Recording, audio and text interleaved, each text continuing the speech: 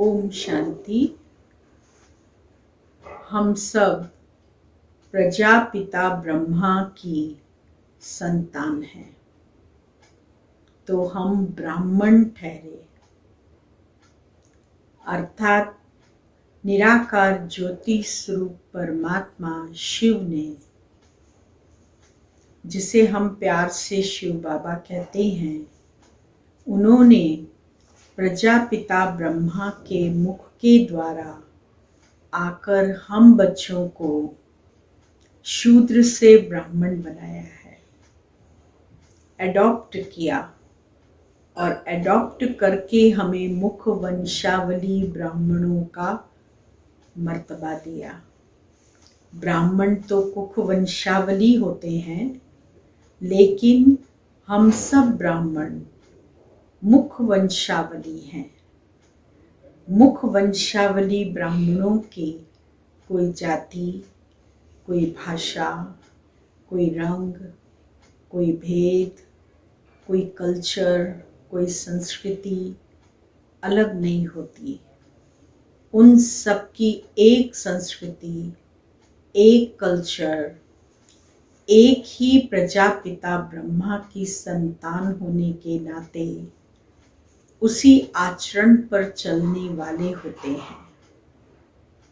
तो ब्राह्मण कुछ नियमों को अज्ञान काल में भी फॉलो करते थे। आपने देखा होगा कि ब्राह्मणों का यज्ञोपवीत संस्कार होता है, उनको जनेऊ पहनाया जाता है, चोटी रखी जाती है उनकी, जिससे पता चलता है कि ये रियल में ब्राह्मण है।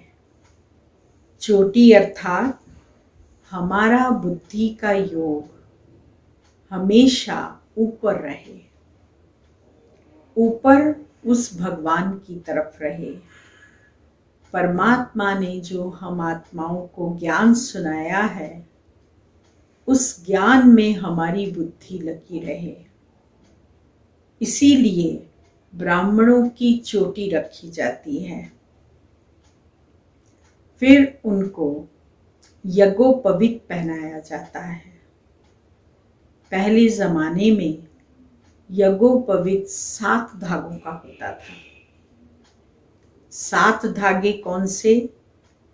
आज हम उन 7 धागों को स्पष्ट करेंगे। पहला धागा है ज्ञान सुनाना। दूसरा धागा है ज्ञान सुनना। अर्थात ब्राह्मणों का काम क्या है? ज्ञान सुनाना और खुद भी ज्ञान का अर्जन करना। और ज्ञान का अर्जन उन्हें दिखाया है शास्त्रों के द्वारा। बड़े बड़े महात्माओं ने उन्हें पढ़ाया है। और यहाँ पर वो परम पिता परमात्मा शिव बाबा हम बच्चों को ज्ञान पढ़ा रहे हैं, ज्ञान की शिक्षा दे रहे हैं, सृष्टि के आदि मध्यंत का ज्ञान सुना रहे हैं। अविनाशी ज्ञान जो कभी खत्म नहीं होता। ज्ञान प्राय लोप हो सकता है। अभी जो हम ज्ञान सुन रहे हैं, इस ज्ञान की विस्मृति हो सकती है, लेकिन ज्ञान समाप्त नहीं हो सकता, क्योंकि हम आत्माएं ज्ञान सुनकर अपने जीवन को श्रेष्ठ बनाती, खुद भी धारण करते हैं और अन्य आत्माओं को ज्ञान सुनाकर उनको भी सहज समझ देते हैं। फिर तीसरा धागा आता है यज्ञ करना। चौथा है यज्ञ करवाना।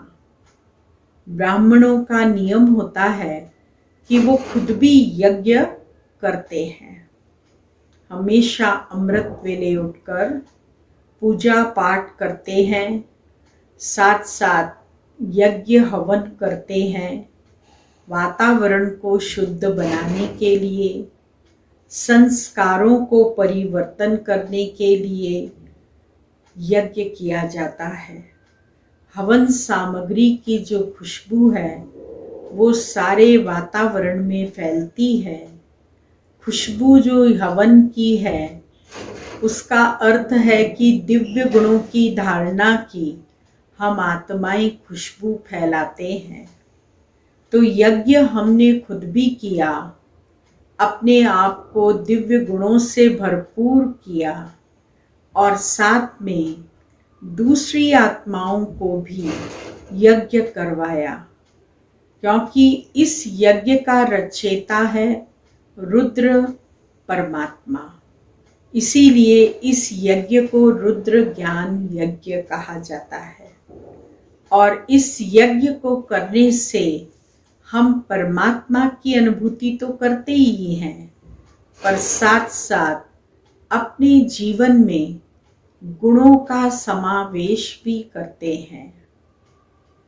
और इसके साथ साथ हम सब ने क्या किया? ज्ञान सुना, ज्ञान सुनाया, यज्ञ किया, यज्ञ कराया।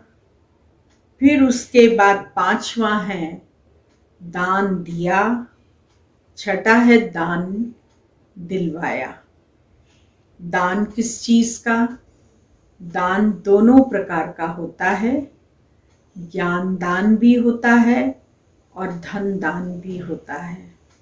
तो हम आत्माएं जो ब्राह्मण बनती हैं उनका काम है दान करना। किस चीज का? अपने मंत्रों का दान करना, अपने जितने भी शास्त्र पढ़े हैं उनको दूसरों को सुनाना, भागवत कथा करना, रामायण पाठ करना, गीता का विश्लेषण सुनाना, ऐसे अनेक शास्त्रों को पढ़ने के बाद अर्थ सहित उनको लोगों को समझाना, ये है ज्ञान का दान। और धन का दान अन्य मंदिरों में अन्य पंडितों को, अन्य महात्माओं को दान भी करना है, धन का भी और साथ साथ अन्न का भी दान करना है। अन्न के दान से भी हमें प्राप्ति होती है, धन के दान से भी प्राप्ति होती है और साथ साथ ज्ञान के दान से भी प्राप्ति होती है। और दूसरों से भी इन तीनों चीजों का दान कराना। उनका ज्ञान का दान भी करें वो, क्योंकि जो ज्ञान सुना है उन्होंने वो दूसरों को सुनाएं। अपने घर के अंदर एक कोना बनाएं, एक कमरा बनाएं, जिसके माध्यम से अन्य आत्माओं का उद्धार हो सके, उनको गति सद्गति का रास्ता बताएं। फिर अन्न का दान भी करें। जो अन्न हमारे पास है, एक एक मुट्ठी अन्न हमेशा रख करके हर चीज का और उसका दान करें। और साथ साथ धन का भी दान करें। जितना हमसे बने उतना हमें निरंतर दान करना चाहिए। और सातवां है ब्रह्मचर्य का पालन, पवित्र जीवन बनाना। पवित्र जीवन मनसा वाचा कर्मणा, तीनों प्रकार से पवित्र बनता है। मन भी हमारा पवित्र हो, शुद्ध हो, व्यर्थ में न जाए, कोई विकल्प न चले, संकल्प भी श्रेष्ठ चले। मन के द्वारा, हमारे कर्मों के द्वारा, कर्म भी हमारे श्रेष्ठ होने चाहिए। और उसके साथ साथ बोल भी हमारा शुद्ध होना चाहिए, पवित्र होना चाहिए। तभी हम अन्य आत्माओं को मीठा बोल बोलकर समझा सकते हैं, उन्हें हम परमात्मा का बच्चा बना सकते हैं।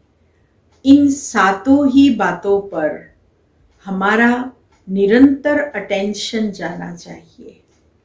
7 बातें जो ब्राह्मण जीवन के लिए अति श्रेष्ठ हैं, वो 7 बातें फिर से मैं रिपीट करती हूँ।